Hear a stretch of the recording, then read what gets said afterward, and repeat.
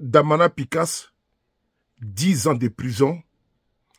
Kwa Justin, 10 ans de prison. Alassane Ouattara a décidé de se maintenir au pouvoir coûte que coûte sur la tête des opposants, en les criminalisant matin, midi et soir, en les condamnant tout azimut. 20 ans par-ci, 10 ans par-là.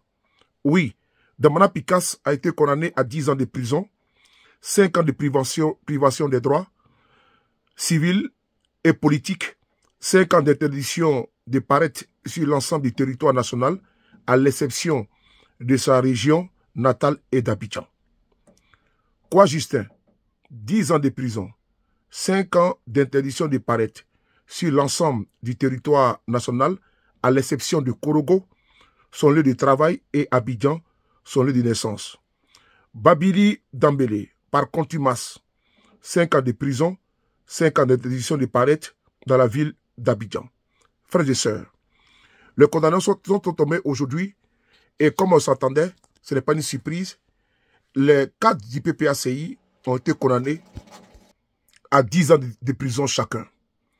Qu'est-ce qui s'est passé? Qu'est-ce qu'Alassane Ouattara reproche à Kwa Justin et Damana Picasse?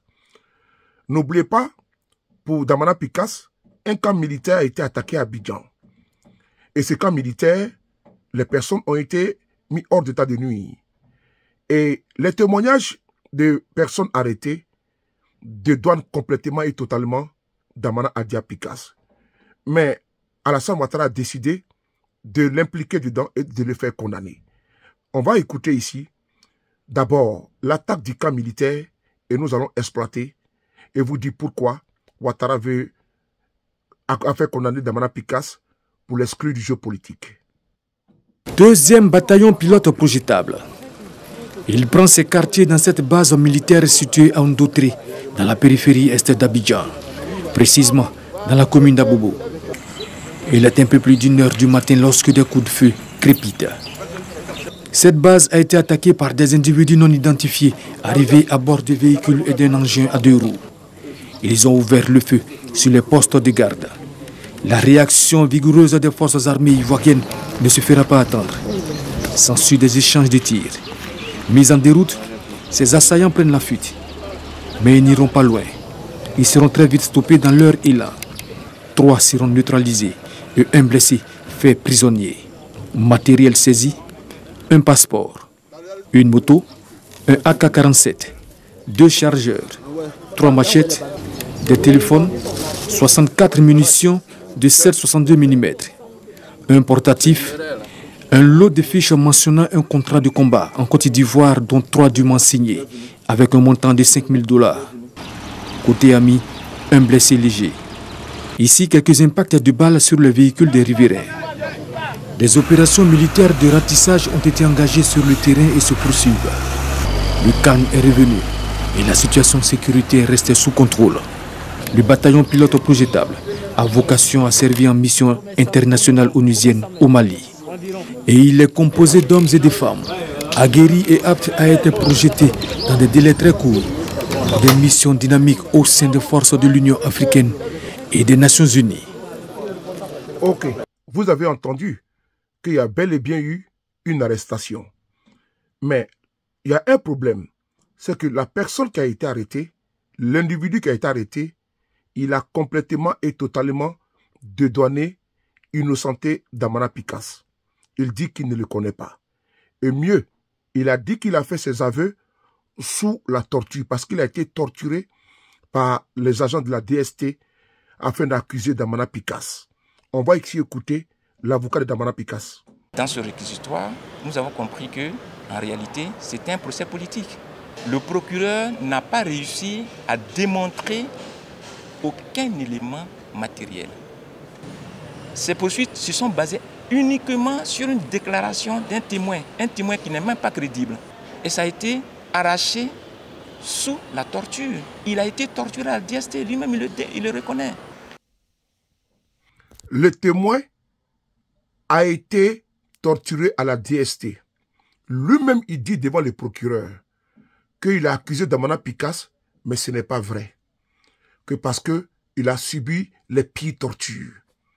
Malgré que la personne qui a été arrêtée, innocente d'Amana Picasse, le procureur dit qu'il faut envoyer un signal fort. Il faut condamner un innocent à 20 ans de prison. C'était le réquisitoire du procureur. Le procureur demandait 20 ans de prison pour servir d'exemple. Mais aujourd'hui, force est de constater que malgré que Damana Picasse, innocenté par l'accusé principal aujourd'hui, qui s'est rétracté en disant qu'il a subi les tortures et que l'on lui a demandé d'accuser Damana Picasse a été condamné à 10 ans de prison. Voici les faits qui sont là, frères et sœurs. En réalité, qu'est-ce qui cache cette condamnation? En vérité, cette condamnation est motivée par l'exclusion totale de Damana Picasse du jeu politique. Damana Picasse est une menace politique pour Alassane Dramane Ouattara. Oui, n'oubliez pas qu'Alassane Ouattara a décidé de criminaliser tous les opposants en Côte d'Ivoire. Et Ouattara, après avoir jeté son dévolu sur le GPS du Premier ministre Guillaume Soro, président du GPS, en condamnant tout le monde à 20 ans, et en contraignant certains en exil, il a décidé de s'attaquer maintenant au cadre du PPACI. Parce que les élections aujourd'hui, en 2025, sont dans la ligne des milles. Ouattara, dans sa logique de conservation et de braquage du pouvoir, il faut criminaliser tous les opposants. Et c'est dans cette logique, il faut démembrer, il faut déséquilibrer, désorganiser le PPACI. En faisant quoi?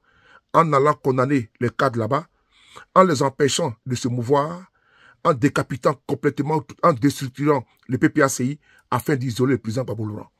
Frères et sœurs, aujourd'hui, sont encore une fois de plus, montre une fois de plus la laideur, la cruauté du régime RDR. Condamner tous les opposants à 20 ans, 10 ans, les Ivoiriens en ont jusque-là. Il est temps maintenant de comprendre et de changer de paradigme et de comprendre que Alassane Ouattara ne changera pas. Le RDR ne changera pas. Ils ont une seule logique, rester au pouvoir pendant 5 ans, pendant 50 ans. Et qu'est-ce qu'il faut faire? Ils ont des bras séculiers dans la justice, ils ont des bras séculiers dans l'armée, dans tous les pans de l'État, et ces personnes-là travaillent pour eux, servent sans retenue, sans réfléchir, le RDR. Et dans cette dynamique-là, qu'est-ce que l'opposition doit faire? C'est de se mettre en rang de bataille, de coaliser les forces et les énergies pour aller en finir définitivement dans les urnes avec le régime de Alassane Dramane Ouattara. Parce que ce que nous voyons venir, c'est que 2025 sera un bis repetita de 2020.